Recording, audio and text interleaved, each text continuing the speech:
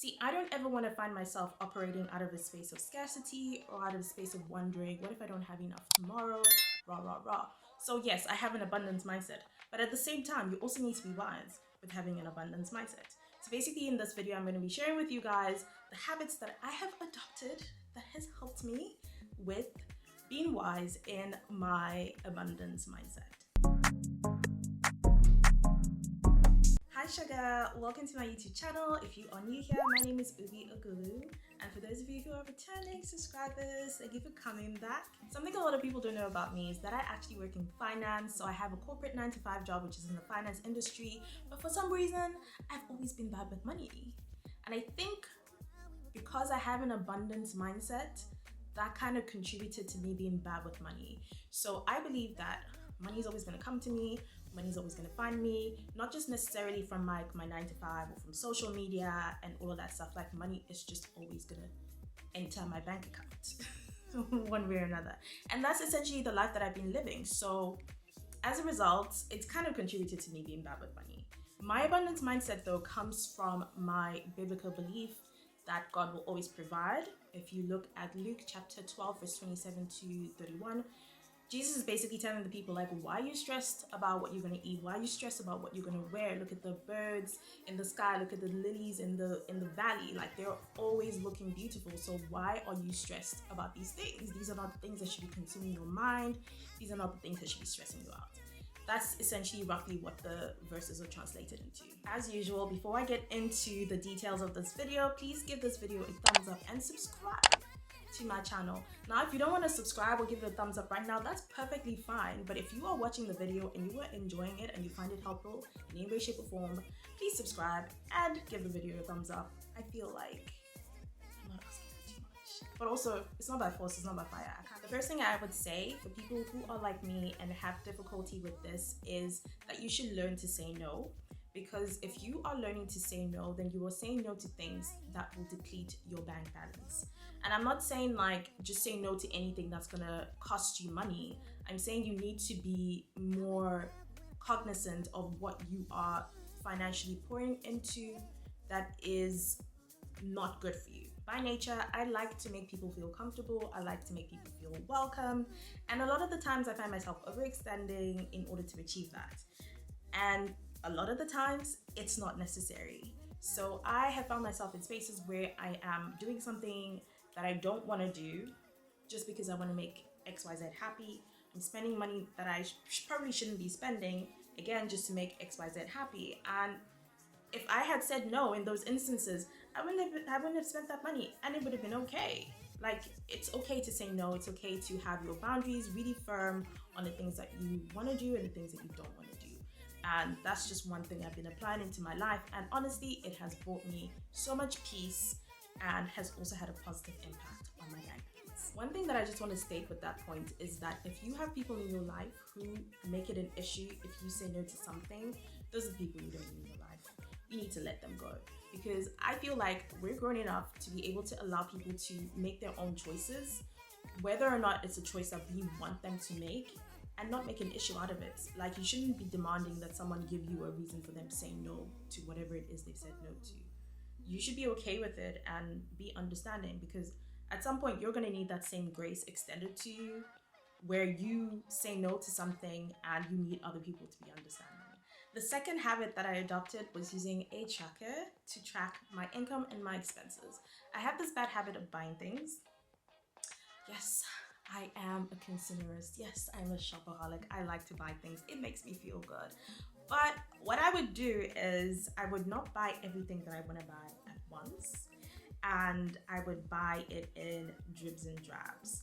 And what this does is that it doesn't allow you to see how much you are actually spending. So if you take €100 expense and you split it up into 5 purchases or 10 purchases or whatever, you're not seeing that you spent €100. You're just seeing that, oh, I spent 20 quid there, I spent 10 quid there, blah, blah, blah. Like, you're not seeing the actual amount that you spent.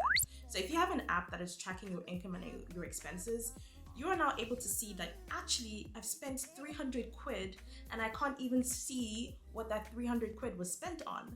So that's a good thing to incorporate if you want to be able to be cognizant of how much you're spending. I know this goes without saying, I really do, but the third thing is to actually budget.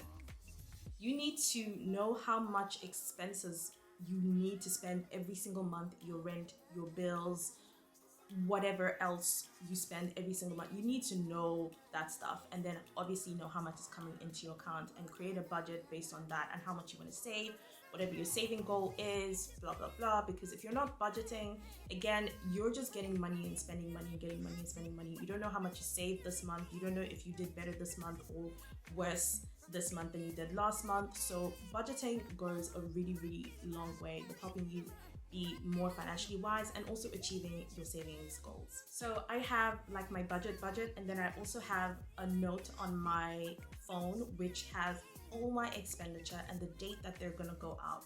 So I always know which date this expense is gonna go out, and I then only keep the amount of money that I need in my account at that point in time. The rest of the money will go into my savings pockets because that money is not accessible via my card or Apple Pay or anything like that. So if you ever get hacked or whatever, they'll only have access to what is in your account at that point in time. And this is me speaking from experience because I used to run ads on Facebook like way back in the days.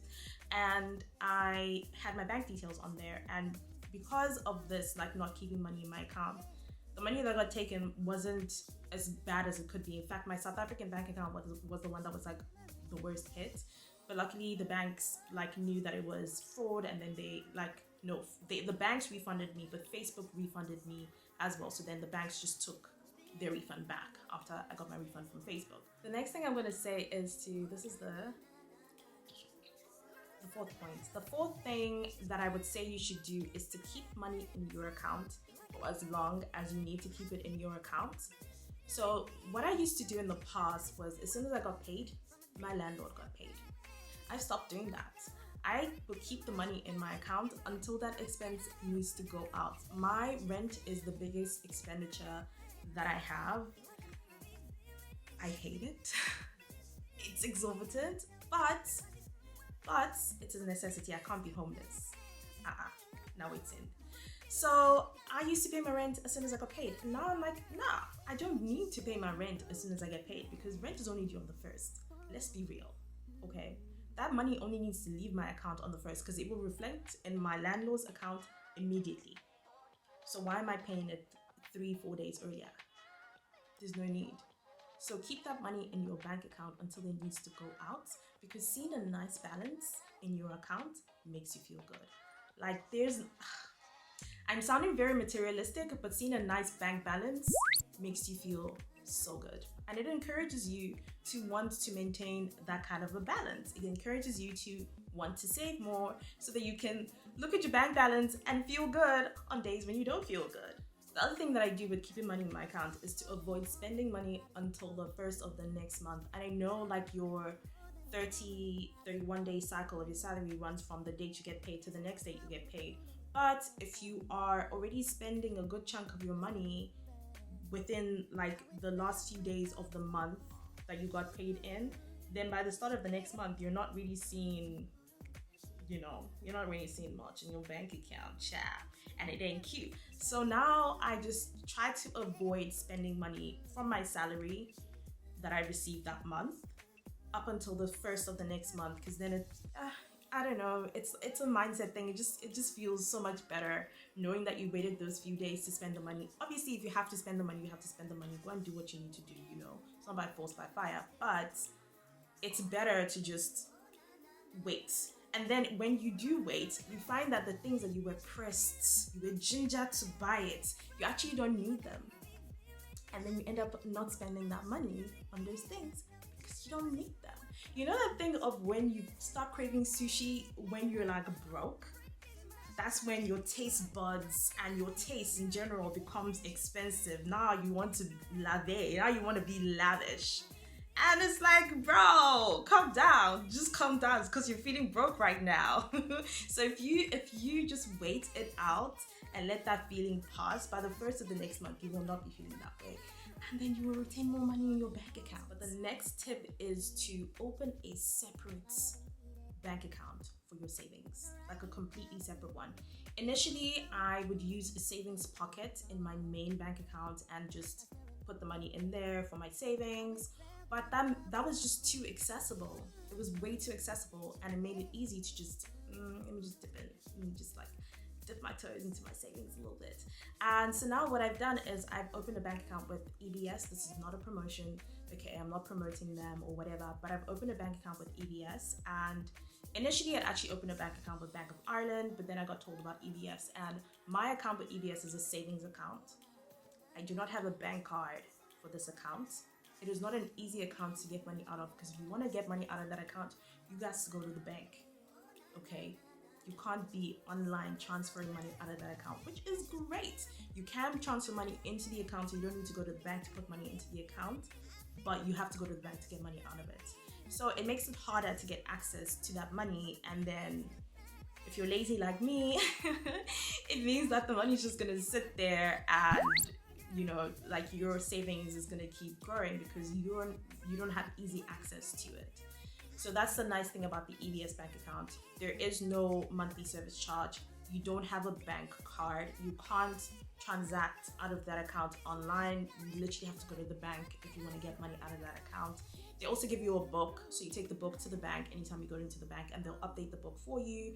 And yeah, best decision that I made.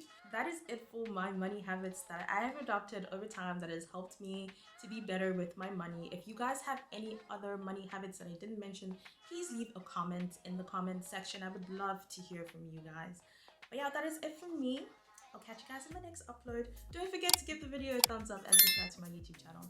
Love you. Bye.